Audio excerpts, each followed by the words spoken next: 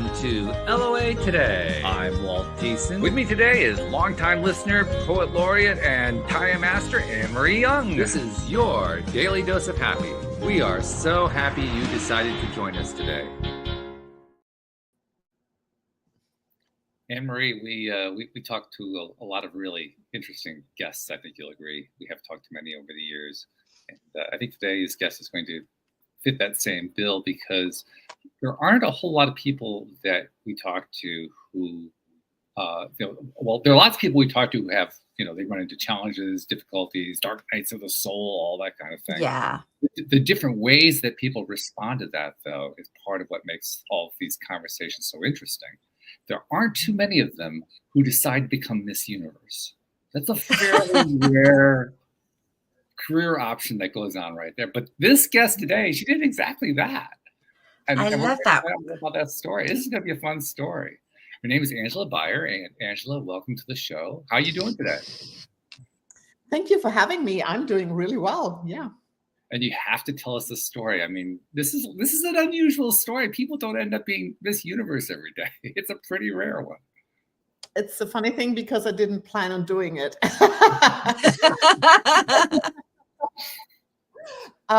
Well, total different background. I'm from Germany, and I was a banker. And a number person.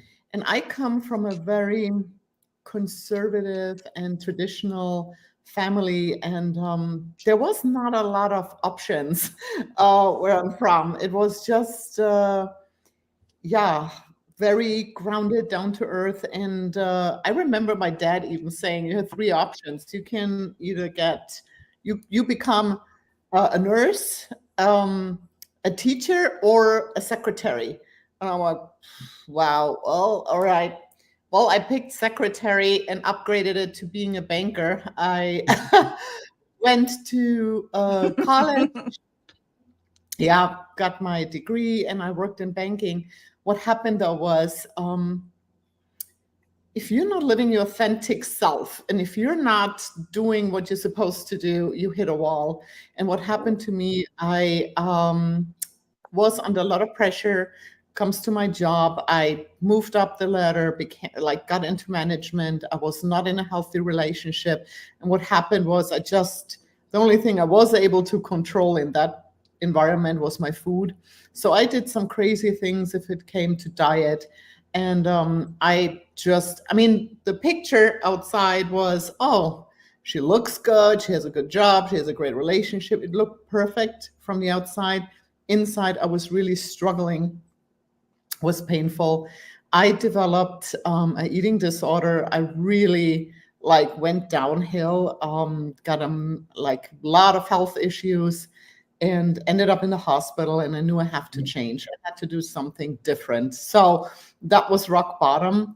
And I decided to go to a nutrition school and learn everything about nutrition. I wanted to know how to do it the right way. Because trust me, if there was a diet out there in a magazine or whatever I could read or get my hands on, I tried it to the extreme.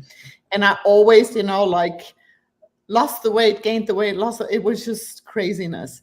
And after the nutrition school, I got into weightlifting because I was skin and bones. There was nothing left of me. So I did that for a time. And it went really well. And again, the same hamster wheel started again with my job, with my relationship. And I said, okay, this needs to stop. And I decided to quit my job, broke up with my boyfriend at the time. And I went to the United States because my dream was always to learn English. So I went to a university and took a course for 3 months, English as a second language. And I fell in love with the States. I enjoyed it so much, and I didn't want to go back. And again, I remember that day. It was almost the end of the course. I drove down a road. I saw a bank. I walked in. I said, hey, would you offer an internship? And they said yes. So I literally, in the last week of my English course, I got an internship at a bank. So I was so excited for 18 months. Again, personal banking, in the banking world. I can do it was not my authentic self. So here I am. I'm like, okay, how do I get a work visa? So how am I able to stay here? And yeah, my lawyer at the time said there is no way you get a work visa as a banker. There's so many bankers in the United States. You have no chance. You've got to go back to Germany. I said, well, is there any other option? And she says, well, only if you have special skills. And I said, the only special skill I have is lift things up and put them down. I'm really good at bodybuilding. So she said, well, okay, if you can get a world champion title for the United States, you can get a green card. Whoa.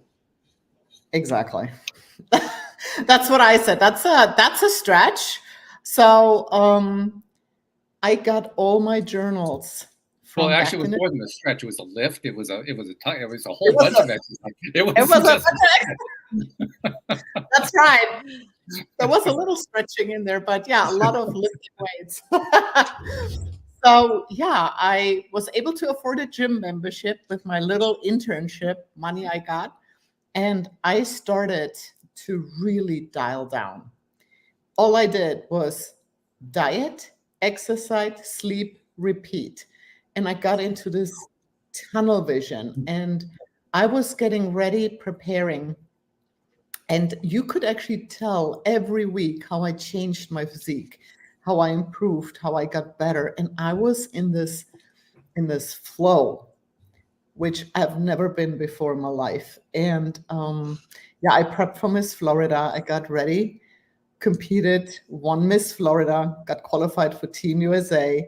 I was able to travel to Los Angeles, competed at the Miss USA. And like I said, there are weeks between all those competitions. It wasn't that quick, but Right. yeah, at the Miss USA, I was able, yeah, to win overall title. So I was qualified for Miss Universe. And I remember I'm like, okay, this has to be really good. So again, I It was wasn't good enough. well, now I got my green card to represent the United States at the Miss Universe. So now I better show up good. I owe it the country. You know what I'm saying? Like this is it. You know.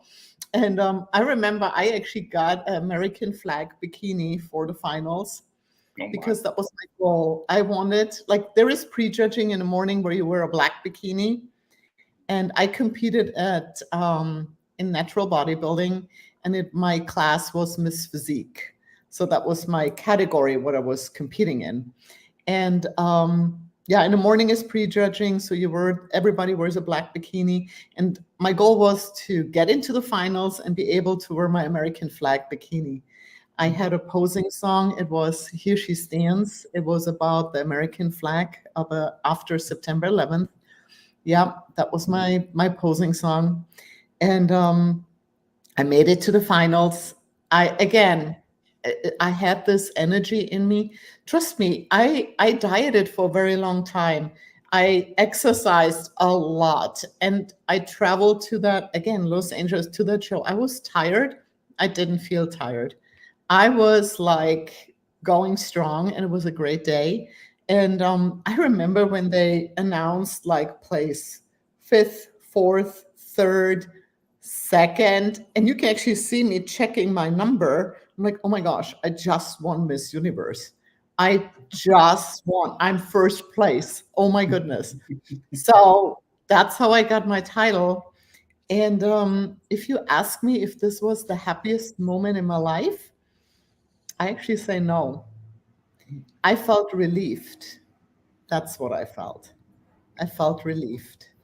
The happiest moment was the journey getting there, the preparing, the changing, the getting better and better, and every competition. Like all this was the happiest time where I would say, like, wow, this was great. Actually, winning, I felt relieved. Mhm. It makes sense because, especially as you're describing that flow that you were feeling, and we've Mhm. of course heard that concept a lot, feeling in the flow. We've all experienced it at one time or another, being in the flow. Everything just seems to flow easily, and that you don't have to work hard, just kind of just go with it.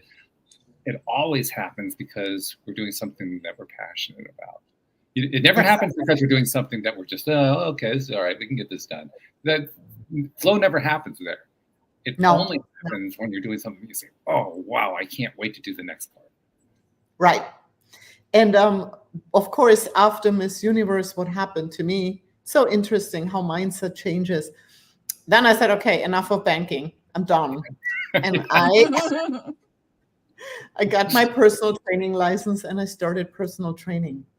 And then the shift happened where, like, when you compete, you're very focused on yourself and how you look.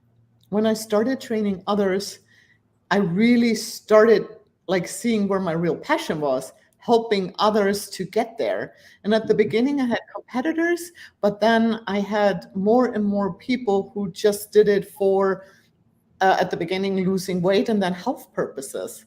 And oh my goodness, how much happiness I bring to those people when they get back on track, when they make small or bigger lifestyle changes and they improve their health and they have more joy and more quality of life. That brings me no happiness. That's the key. So once again, I guess no surprise here. A guest who has found that she loves giving to others. This is an ongoing theme. It happens over and over and over again, and we love it, of course. Which it's a wonderful thing. One thing I am curious about, though, you found the passion. You found this route to helping other people. As you're helping other people, as you're working with them, are you finding them finding their passion? In other words, are they finding passion the way that you did through this kind of activity? That is a really good question.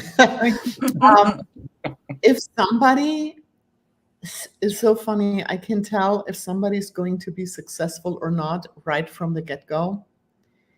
And this is how deep they dive in.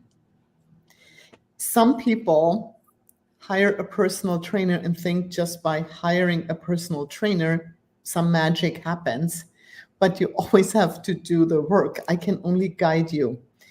If I have a client who understands that concept, that they have to work on themselves and they see the results, they thrive on it, and they, oh my gosh, amazing things happen. Yes. And like I said, some people are not quite ready for that change. If they're ready for the change, yes, I have people, they started competing.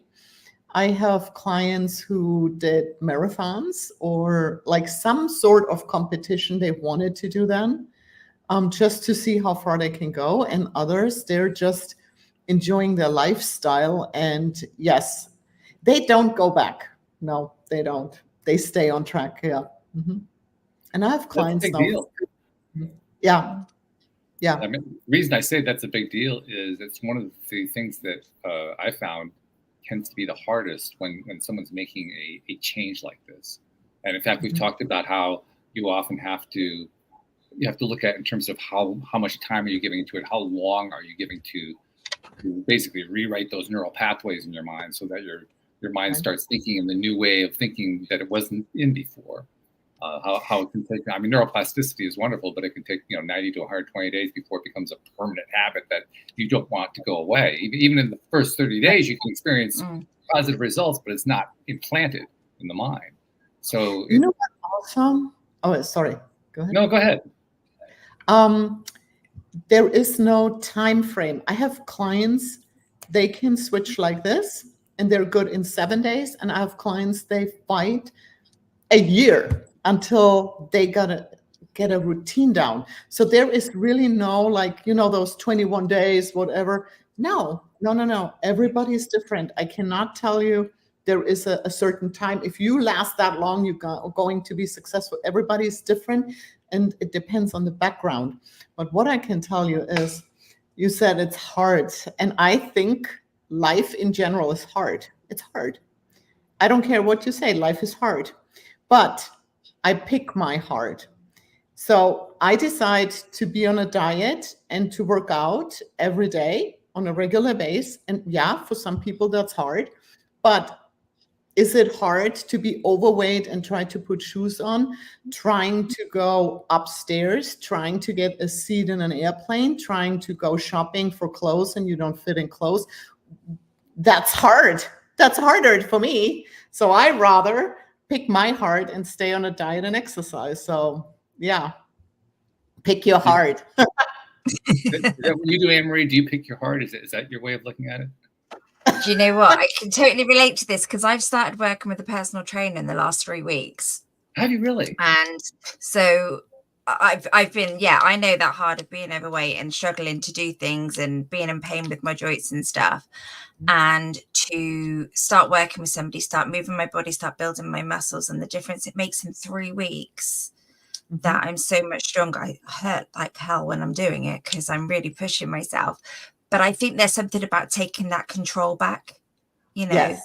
when you're stuck in a rut and you've got bad habits, just to get up 3 times a week at 6 o'clock in the morning and go and work out with a personal trainer for half an hour or so, just lifting weights and whatever, and just feel that difference.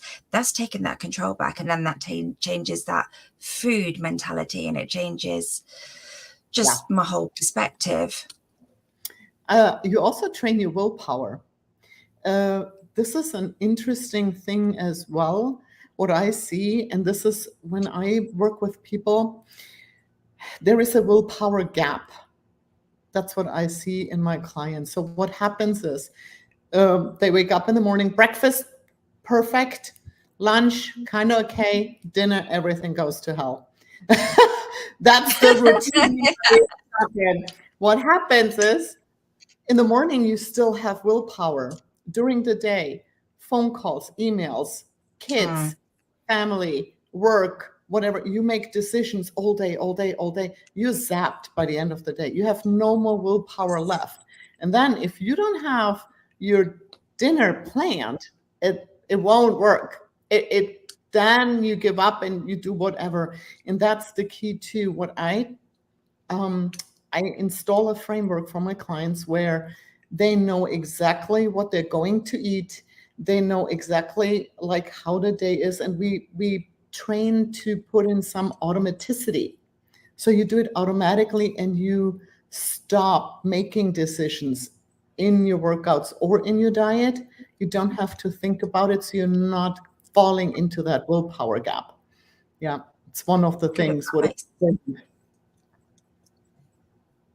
Yeah, because you're right. Because in the evenings, like, you're exhausted and it just goes to pot, doesn't it? And I know for a fact that if I had lessons with a personal trainer after work, it would be a real struggle. I mean, it's not easy getting up when it's dark, as it is. But in the evenings, I don't know if I could do it. But that's what I'm saying, like. You're bang on, yeah. If you have like an automaticity, and that's like, for example, if it comes to diet, I want my clients to write down the food what they're going to eat the next day. I don't let them journal what they ate that day, because they're like, I had that ice cream, I have to write it down. If you write down what you're going to eat the next day, you made a commitment to yourself. You do not want to disappoint yourself. You know what you're going to do. You have it written out and then you prep it. And it's ready in the fridge. And then the next day, no guesswork and you're good. You know what I'm saying? Like there is total refocus. It's fun to see actually how it works. It works all the time. It's really interesting. It's also interesting that you're mentioning this idea today, because on Mondays I do 2 episodes of the podcast. I do this one with Anne-Marie, and I do a second one with Joel Elston. The topic for the one I'm doing with Joel this evening is you're not broken, you're not blocked, you're just exhausted. That's literally what you're talking about right there. Yeah. And it's so true, because we are bombarded. It's too much. I mean, so many things. It's a challenge. And that's what I'm saying. Like, the easier we can make it for ourselves, the more successful you're going to be. And I like the automaticity. I always compare it like brushing your teeth. You just get up and brush your teeth. When was the last time you didn't brush your teeth in the morning? can't even remember. Yeah. You can remember. What I'm saying. So, and this is how it's supposed to be. It should be unemotional. Like, this is what you do. You're not discussing what toothpaste you're going to use, what toothbrush you're going to use. There is no emotion attached. You just do it because that's what you do. It's automatically. And this is with diet and exercise, the same thing. It should be just an automatic thing what you do. This is how you keep healthy. And end of story, non-negotiable. Well, what you're talking about is the establishment of the habit, which is what I was referring to a moment ago. And many people will start to establish a habit. They won't necessarily continue with it. Perhaps for the reason that you mentioned, because you mentioned everybody takes these things on for different lengths of time before it finally sticks. For some people, they can do it for 7 days and it sticks. For other people, it's a year. For some people, it just won't stick, period. I've always been fascinated about it, though, because why is it that sometimes it sticks and sometimes it doesn't? I don't really have a good answer on that one. I've also tried to figure out what does it take to help it stick for somebody who has trouble making it stick. I have some idea along that line, but the whole thing is still relatively unsolved as far as I'm concerned. Do you have any insights on that? Well, I can only tell you what food related. Like, for example, if you have certain foods, what you eat, that's like almost like an addiction. You create, in your brain, certain habits, neural pathways. And when you stop them and change them, it's like a river where there is no water going through, but the bed is always there. You know what I'm saying? So if you put water back in, it starts flowing again and it wants more and more water. That's how it works with food. Like, if you have something going on with sugar and flour in particular, I can tell you, you have to stay away from it. So don't even go there, because then you feed that thought again, that brain wants it again. There is like an addiction or a neural pathway where it's just empty, but it will fill up again. And this is with habits too. Like, if you just, again, don't create strong habits and doing it in strength, that's like the river. And if you want to keep it flowing, you have to keep it going. And if you stop it, it dries up. It always stays, it's there, but it's not going to go away at all. So that goes both ways for good habits and bad habits. You know what I'm saying? The more you strengthen it, the more willpower you put in, the better the river gets. That's how it works with food. Well, there's certainly a lot to be said for the idea of reflowing, if you will, or perhaps from a neurological perspective, rebuilding those neural pathways over and over and over again. Because when you do it the same way over and over again, that is how you create a habit.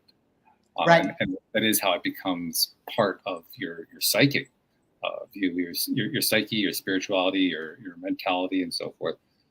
Ultimately, though, the question still becomes, why is it that we jump the tracks? Because we do jump. Let's be honest, people jump the tracks. If people didn't jump the tracks, there wouldn't be dieting. There wouldn't be that diet roller coaster. People would they'd be on the diet, they'd be done. Okay, hey, no problem. End of a $5 trillion industry. But that's not the way it tends to work out. People do jump the tracks. They do tend to fall off the wagon. And I think it has a lot to do also with the food industry, because the foods, what's out there right now, are pretty much hijacking our brain. I can tell you, if you eat a wholesome diet with natural foods and you nourish your body, you're not hijacking your brain. You are more grounded. You have more willpower, and you are not going to have that roller coaster. And I do this for years now, and it doesn't change.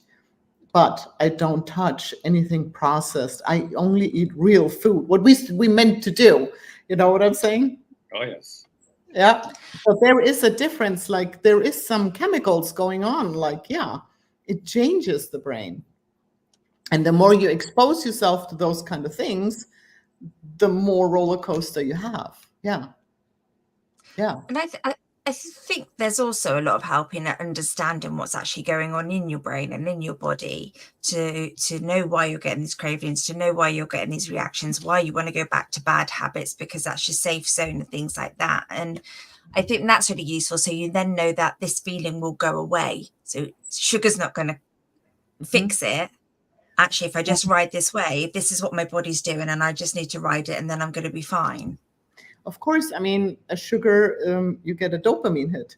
Yeah. Absolutely. Yeah. There is a lot. A few other hits too, but we won't mention those yet.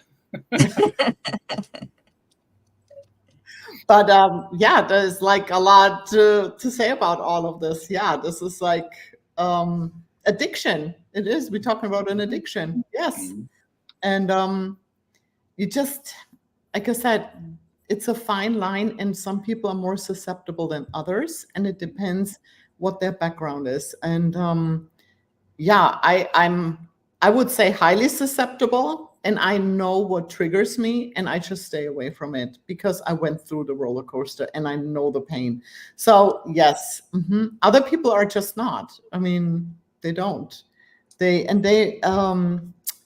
don't understand the whole concept if somebody struggles with a diet, because they don't. You know what I'm saying? So I have definitely different clients where they just go and have a little piece of this and they're fine and they just got it out of their system. And others, if they just have like the thought of it, they go on a binge eat. You know what I'm saying? So there is definitely, why that is, good question. But there are different susceptibility scales, like, for sure. Yeah, I can't get the answer unless I keep asking the question. Somewhere along the line, I'll get the answer, Just a question to ask you over and over again. Yep. Oh, I hope I'm there for that show, because that would be an interesting topic, wouldn't it? It is. Anne-Marie, you mentioned that you've been working with a trainer, and you talked about, you briefly mentioned how sometimes, there's the pain that you're going through when you're actually doing the routines, but 3 weeks into it, I mean, that's not quite a month. It's about, so you're 21 days into it. 21 days, that's one of those first markers that, the experts who are trying to sell you something are always after, do this in 21 days. So you're 21 days in. How far are you in, do you think? I mean, what have you gotten so far? What can you measure about what you've achieved? Do you know what? I've definitely got stronger. I'm not focusing on weight and stuff, but I am eating healthier and I am feeling better. And my coach is like, put a dress on that doesn't fit you and just try it on every week, just as a measure, because I get so obsessed with numbers. So, and it's exactly what I just said. It's eating fresh food. It's eating non-processed stuff. It's keeping away from the sugars. It's understanding what's going on with my body. And certainly it feels so good to be working out again after being injured for so long and just feeling stronger. Like I came home from my session this morning and then I painted the bathroom. And then I was, just having that extra energy. And again, it's that control for me. It's having that control back in my food and in my exercise. And like tomorrow, I want to wake up really early and go for a walk. I eat on the days I don't work out, just go and do something else like my body can do. So for me, it's just given me a lot of motivation. It's kind of given me a little bit of a lease of life back, so I can see why it's so exciting for you to watch, Angela. And I really like what you said with the numbers and the scale and all that. I think women in general, they always look at the scale, and you said you're like just going, and you want to feel stronger. And I think it's such an important message because most of the women are so hung up on the scale number, like how much they weigh, and focused on the body fat percentage. And I think that's the wrong way at looking at it. What you need to focus on is healthy, strong muscle, because the muscle is the organ of longevity. The muscle is the tissue what communicates with your metabolism, with your endocrine system, with your bones, with your brain, cognitive function, anxiety, depression, all those things. The muscle controls all of it. If you don't have good quality muscle, I always say, like, you want to look like a filet steak, not like a marbled, fatty piece of meat. I don't always have the filet steak in mind. That's what you want. You want the quality muscle. And by having that and by working out, you create a flux in the muscle. So carbs go in, carbs go out. You work in it. And that regulates everything in your body. By not focusing on the muscle and just trying to lose weight, what happens is you actually, again, do crazy diets and you just eat up the muscle. You reduce your metabolism. You make your hormones crazy. They're all over the place. There's so many things happening. Your bones are not strong. That's why when women get older, like they have osteoporosis and all those things, because they never took care of their body. You know what I'm saying? And there is so much being said of being proactive and starting early and really making sure. Now, when you do focus on building the muscle and eating healthy, guess what? You're going to lose body fat and you will be in the right size body and you will look how you want to look. That comes with it automatically. Don't even focus on it. Mm-hmm. That's an interesting thing. And this is a theme that shows up in a lot of areas of life, not just what we eat and how we, how much we weigh or whatever. It shows up anywhere that we obsess about something. The things that we obsess about the more we obsess about them, the worse they get. Mm-hmm. And that's what you were talking about when you were talking about looking at the scale, checking the numbers and so forth. You're talking about the obsession side of it. On the flip side of it, if you're not obsessed, you're just kind of excited. Then looking at it can become motivational. It can become powerful. Yeah. It all depends on how we're looking at it. In other words, how are we feeling about ourselves and our situation and what we're doing when we're paying attention to something? Right. So, I mean, if for instance, let's say weight is an issue, but you decide, I'm just not going to deal with that one right now. I have this other thing I want to deal with, and you focus on that for quite some time. And then you look back and say, whoa, I lost 3 pounds. How did I do that? It's because you're not obsessing on it anymore. It's not because you made any changes necessarily. It's just you're just not obsessing. Yeah. Stress. I mean, I don't know how many women stress about this. Makes them crazy. Yes. And I mean, how can I say it? Like our environment doesn't help.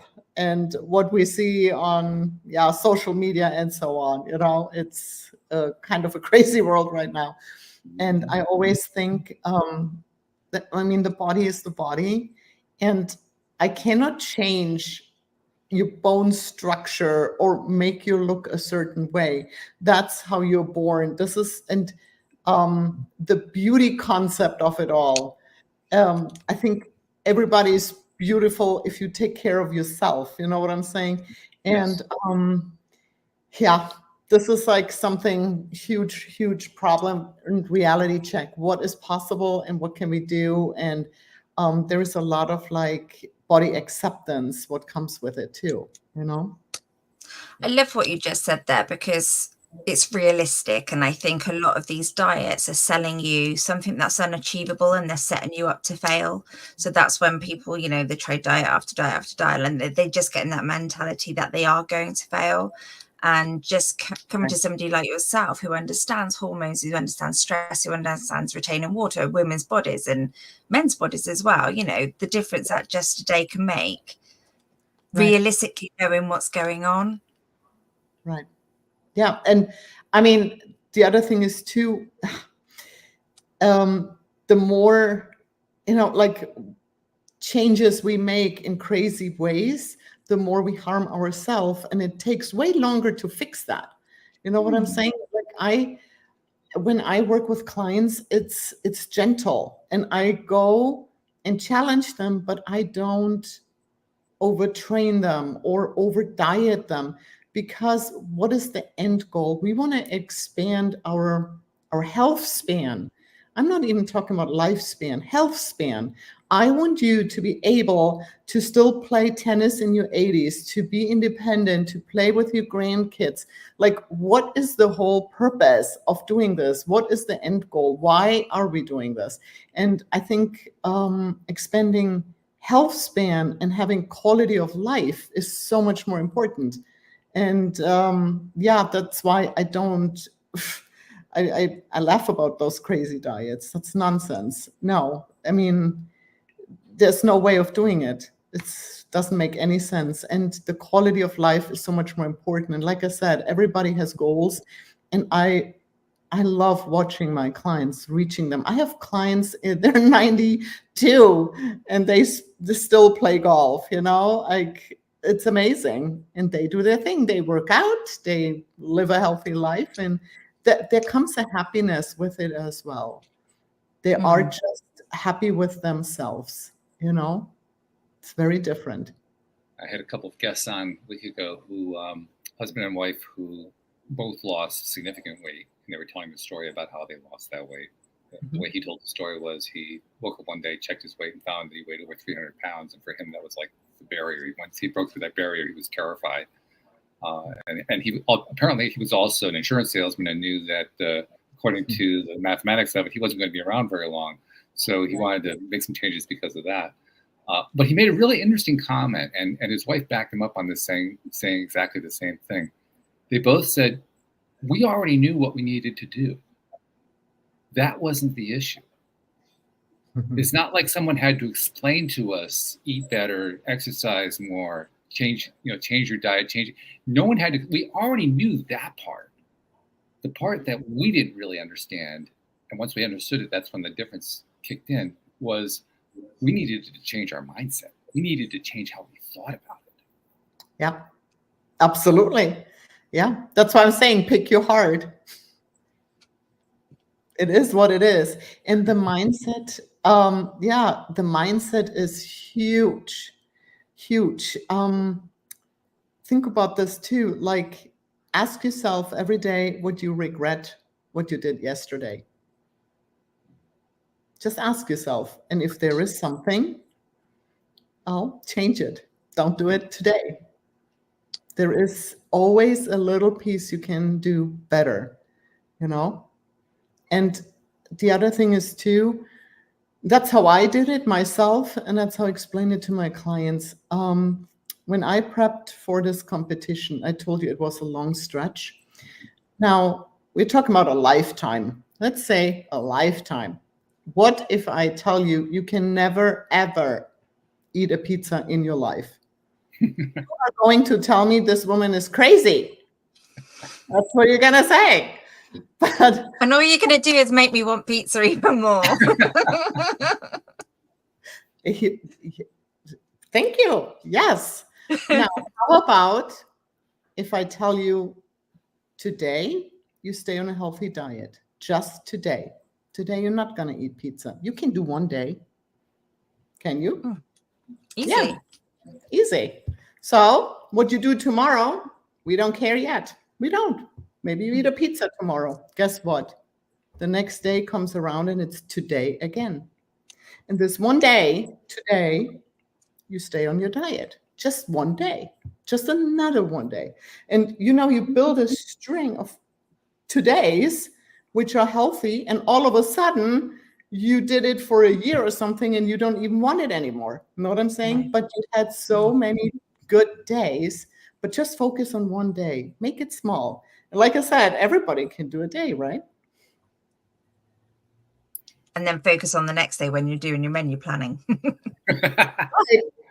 That's like the next step. But I'm telling you, if you put it to smaller steps and not overwhelm yourself, then I think everybody is able to do it. Yes, for sure. But if you think about this whole plan, when we make like, oh my God, goal setting for the next 5 years and yada, yada, yada. And I can literally see, not going to happen. But just make small goals. And then what I think is also important, I started out with a gratitude book in the morning, writing it down in the morning, my gratitude. It's very helpful. Well, I started writing down every day the same thing, what I'm grateful for. And I'm like, well, I don't know if this really works for me anymore, because it was automatically the same couple things. Mm-hmm. So I switched it around. And what I did, I started writing down in the evening what I did really well that day. And I celebrated myself for it. Mm-hmm. It just changed around. And then I felt so accomplished. And I'm like, oh my God, that gave me the energy for the next day to do it again. Because I'm like, oh, that was awesome. I'll do this again. So that, like I said, you always evolve or discover something else or find new things what are more beneficial, where I say, oh, that works better for me. It's interesting that you mentioned that for a couple of reasons. One is that it ties into something I was going to bring up in a moment, and I will bring that one up. But the other thing that makes it interesting to me is when you talk about that shift in your attention to what happened during the day rather than what you're planning to do in some future time, you made it real for yourself in a way that the other wasn't real. I think that's one of the big tricks with any of these mind shift techniques that people come up with. What's the one that helps you stay real to what's going on right now with you, right here, right where you are, no matter what you're doing at that particular time? It's that focus on now that makes the difference. So I love the fact that you found one that made all the difference for you. And it could have worked the other way around. It could have been just a flip, but for you, it was, I needed to look back on what my day was, and that made it real for me right now. Yep. Yeah. So that was really big. The other thing that I wanted to bring up, and this is something I've been experimenting with in other areas of my life, and I'm curious to know what your take is on it. It's something that I have talked about on the show off and on for the last 3 or 4 years. I'm more convinced than ever that this is one of those missing pieces that doesn't get enough attention. And I'm curious to know what your take is on it. That missing piece can be summarized in the word connection. Mm-hmm. When I say connection, I mean connection with other human beings. And probably the biggest, easiest, most obvious way to identify the problem of connection is to mention those 2 terrible words, social media. The reason I say that is social media's idea of connection has nothing to do with human connection. Social media connection is where you post something, you share, you text a comment, you put up a video, you put up a photo. That's connection from a social media perspective, which has nothing to do with human connection. No. Human connection has to do with having a conversation, touching, talking, interacting, doing these things that social media is basically, at this point in time, incapable of doing. Right. And so I think we've ended up now in a 21st century society where people are becoming less and less connected to other people that are important in their lives. Huge problem. Even texting is not connecting. It has to be a conversation, and face to face, even better. And the connection is also like what I experience. I have like a group of women. We always connect, and we have a pretty big group, and the support and the connection in that group is so powerful that it helps if somebody has a bad day or struggles, or to have a safe space and actually verbally say it and connect and have a support body is one of the most powerful things in that whole thing if you want to make a change. Absolutely. And I think it's total, like, I hope we're changing the direction and we get more connected. I think it's huge. And again, yeah, I totally agree. Social media, that's a platform I use it for education and information, but that's about it, but not for human connection, so to speak. That's way different. And the power of human connection and having a good community is major. You gotta pick a good community, people who lift you up. I always say there is an inner circle, there is an outer circle, and then there is a space where there are people I do not want to connect. But yes, it's good to know which is which. Yes, but yeah, very, very, very important. Very important. Yeah. I'll say this. The reason that I've been focusing on this lately is I was just working with a young Filipino woman. We were doing daily connection via video as an experiment to see what happens if you do that every single day what results were we going to get out of that? And results were really good. I'm now thinking that social media does need to evolve. There needs to be the next level of social media, and it has to have that level of connection to it. Yes. And I think the world really is demanding that without even realizing that they're demanding it. I'm kind of surprised that the social medias that are out there haven't figured that out yet. For some reason, that doesn't seem to have dawned on them. But there are a lot of us it's dawning on. It's dawned on me, and I'm actually thinking about how can I get the next thing started, because I think that's the next step of social media. I think social media finally needs to be something that it was supposed to be all along. Social. Mm-hmm. Yes. Well spoken. Yes, absolutely. And I think, I don't know why it happened, but we are disconnected. And that I see in the behavior too. Like if it comes to my work, a complete disconnect to the own body. Like what happened? But there is no connection, not even with yourself. So there is a lot going on, and this needs to be fixed for sure. And I can tell you, like by creating a community in my space, very powerful, and all those women are very successful who I have in my group, because they do have the support. They have a support body. They know where to go to. They can connect immediately. And that's an interesting thing too. Have you ever noticed how you speak to yourself? How you talk to yourself? And how you talk to a friend? Yeah. We've talked about this a lot. Yes. Yeah. Yeah. Mm-hmm. And that's key. The phrase that we like to use around here is if we treated ourselves if we treated our friends the way we treat ourselves, we wouldn't have any friends. No. But isn't that something? Oh, sorry. No, it's so harsh. I think it's amazing. Yeah.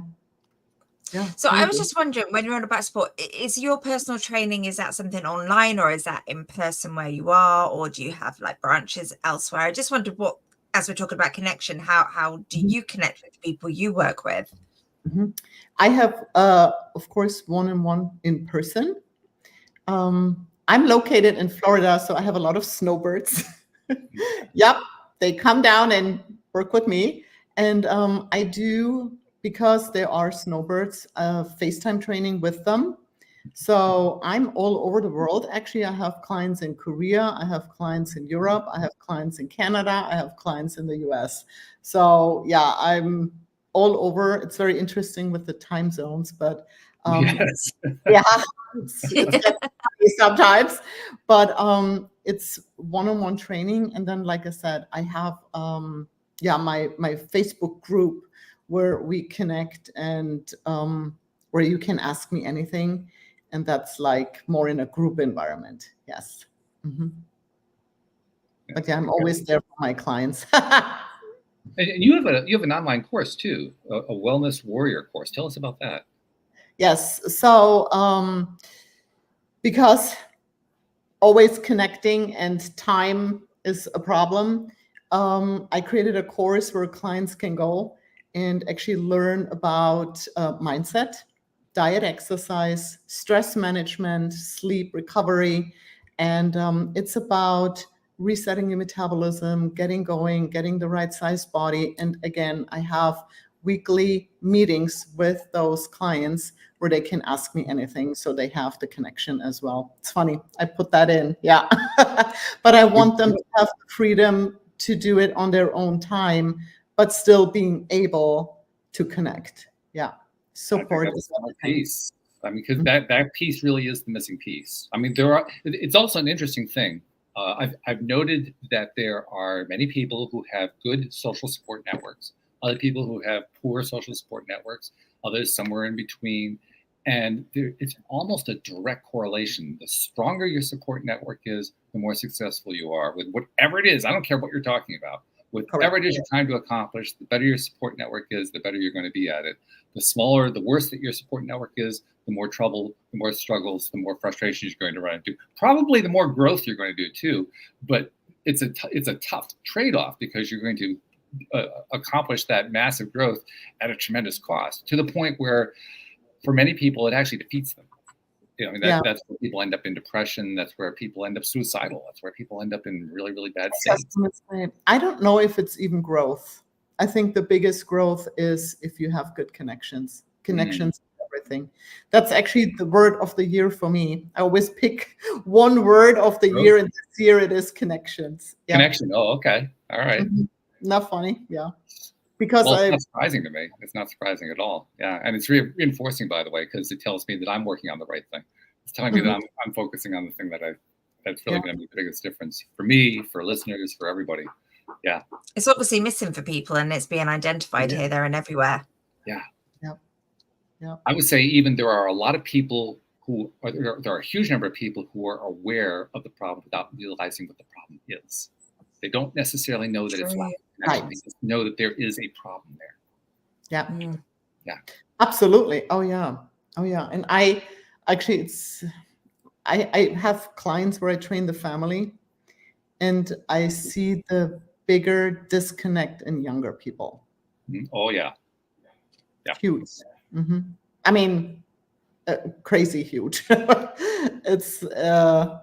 It's because social media was such a powerful influence that it led the young to believe that that's where connection was. They didn't think about that consciously. It was not a conscious decision, but we're all driven. We're all at all times interested in connection. So anything that helps us to connect, we figure is what we need to do. And that was the promise of social media. Social media was about connecting to others. It just wasn't a good quality connection. It's a very poor quality connection. It's kind of like eating that junk food all the time.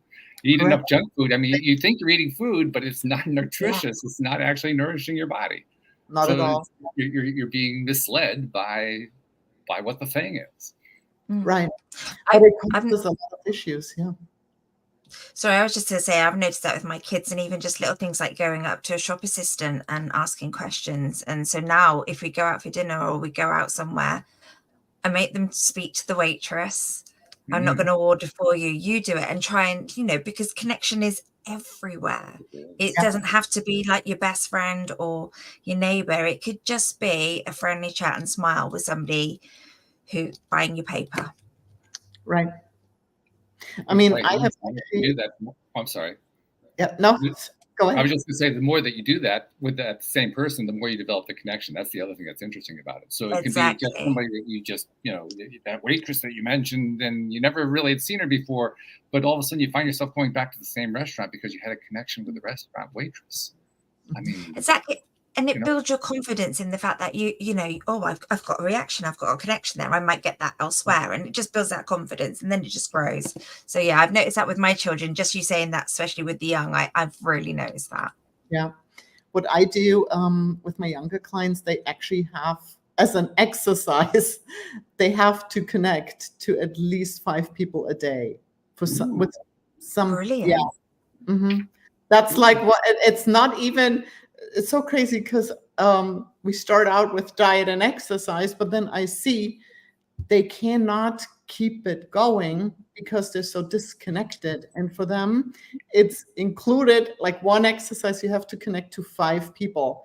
They don't even want to make a phone call, call somebody. Yeah. They don't. And that's one part of the exercise. Yeah. But it's a healing. It is healing. For sure. And like I said, I never thought that I have to incorporate that in a program, but they have also, it depends on the client, but they have to pick a support buddy, a person they can call if they struggle.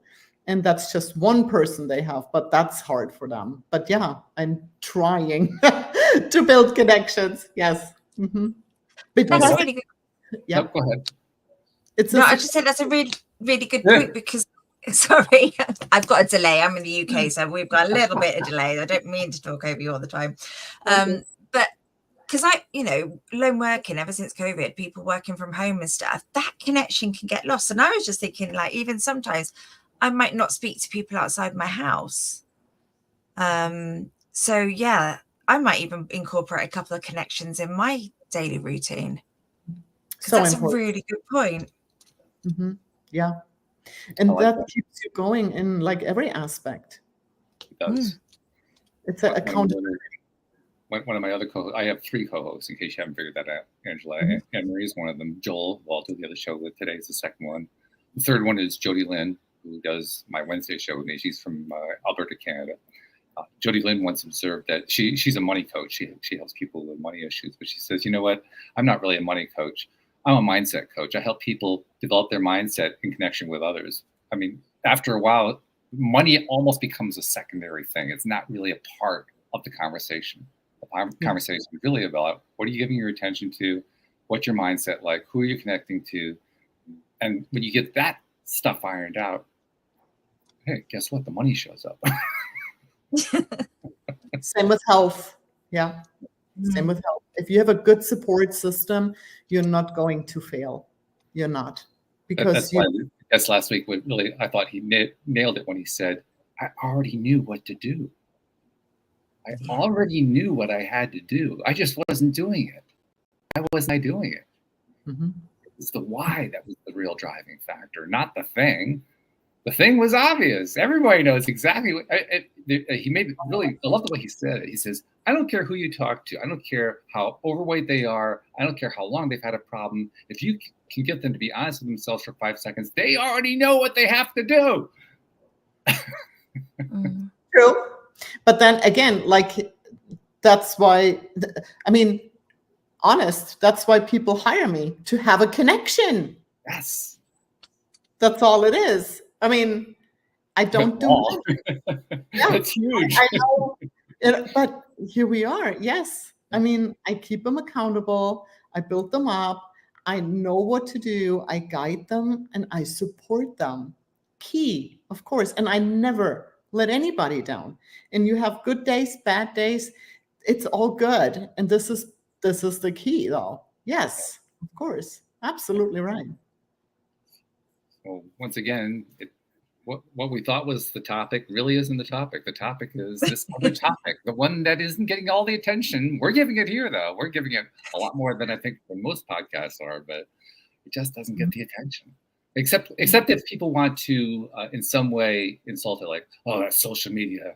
We should just ban the thing. It's terrible. It's ruining our society and so forth. Even they don't seem to realize you're focused on the wrong thing. You need to focus on the connection. Now what's wrong with it? What can be right? What's the part that makes it right? What's the part that makes it work? See, even social media, if you say, okay, what do I use it for? If you start and sit down and make 10 connections on social media and just write something good about their post, how about that idea? Just do that, at least something. It's small, but it has some genuine connective piece to it. I think you all the people will write you back. Some of them will, yeah. I really like that post. Good job. How about that idea? And then you build connections, some sort. It's a start. The funny thing is, too, over time, those kinds of connections can become offline connections. Correct. Or online video connections, non-post connections. Let's put it that way. Yeah. So they become a starting point. I mean, that's how I build my connections, to be honest with you. They're like first just comments. And then we start talking, and then finally we meet. It's how I found my coach. He did bits and bobs on Facebook when I was on Facebook. And then it was only by getting an email one day about a program. I was like, yeah, do you know what, I'm in? Here you go. See? So you can use it for good too. Absolutely. Yeah, I don't think social media is evil. I don't buy into the argument that social media is evil. I think that reliance upon social media as it is currently constructed is misguided. I think that's where the problem is. We're misguiding ourselves if we think, well, that's going to give me what I need, because it doesn't. It's the empty calories. It's the empty, the empty food phenomenon. Again, only this time applied to connection rather than to food energy. Right. Absolutely. I mean, in the end, energy is energy. I don't care what the source is. If you're not getting the good quality energy, it's not going to work. And connection is soul food to me. It is. Yeah. Totally agree. Yeah. And I think I've lost my train of thought now. But I think it goes back to what you were saying, Angela, about like looking inside yourself, because I think a lot of people on social media are looking for likes and comments and Mhm. external validation.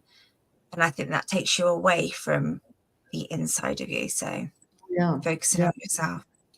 It's amazing too how many people have fear Oh, of yeah. actually Oh, showing, huge. you know, like just showing themselves.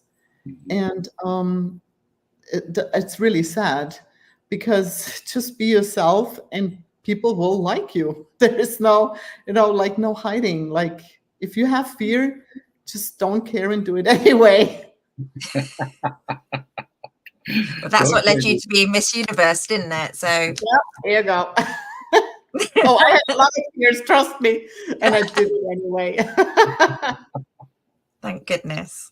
Well, we're so glad that you decided to do this show anyway today, and we really enjoyed getting to know you. A couple things we need to iron out, though, before we say goodbye. The first one is, for somebody who wants to reach out and connect, there's that dirty word again, who wants to connect with you, how do they find you? Well, on social media.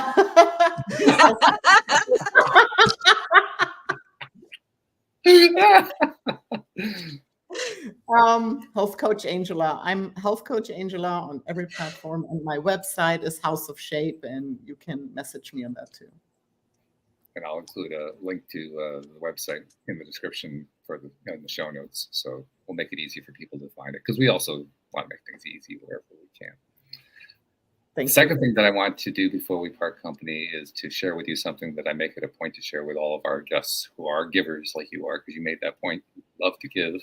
And that's been true for everybody who's been a guest here on the show. Givers give continuously. I mean, we don't, it's not just, we get a paying client. Okay, we're going to give to the paying client. You did a podcast here. I mean, you do other podcasts, I'm sure. You post to social media, you write articles, you put out courses, you put out all this stuff. And most of the time you don't even know who's consuming it. And that's where I realized there was another disconnect. The disconnect was, we're not getting credit for the ways that we're helping people that we don't know about. So I like to make it a point to say, on behalf of those people you've never met, you've never seen, never will meet, never will see, who you've been helping in that way, thank you for what you've been doing, because you're making a difference in this world. Thank you for saying that. I appreciate it. We appreciate you too. Anne-Marie, you know where I go next on this. Yes. My three co-hosts, Angela, just to let you know, one of the reasons I like all three of them so much, one of the reasons I care about them so much, is because they're really good at summarizing what we just talked about. They always are able to pick out that one key note, that one key thought that ties the whole thing together. So now that I've really put the pressure on her, Anne-Marie, what's the one takeaway for today that you want to point to? Oh, so much yumminess in one show. I think it has to be the connection, but it's that not just connection with other people, that connection with yourself. And I know the difference that 3 weeks has made to me, and having that connection with myself and connecting to my health. So that to me is just icing on the cake. Yeah, you can't go wrong with connection, that's for sure. Connection's important. The real kind. The real kind, not the kind where you just making a post. Okay, you like the post. That's good. What are you going to do with it after that? Come on. Give us some more here. Give us some more. Well spoken. Yeah. When you connect to yourself first, you can connect to others. I think that's great. Well spoken. Yeah. Thank you. So, Angela, thank you once again for joining us, for telling us your story and sharing your insights. Once again, reinforcing many of the things we already talked about, saying, well, here it is from another viewpoint, saying exactly the same thing.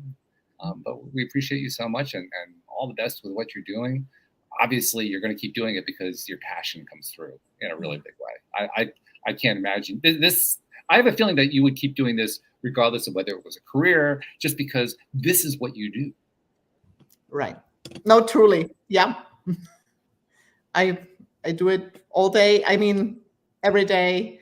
I train myself, clients. I have so much love for this. I enjoy it a lot. Mm-hmm. And it comes through really, really, really loud and clear. So thank you once again for joining us and for sharing the story. Thank you, Anne-Marie, for your usual comments and contributions and so forth. We love all that. And thank you to our podcast listeners everywhere. We will see you all next time here on LOA Today. Goodbye, everyone.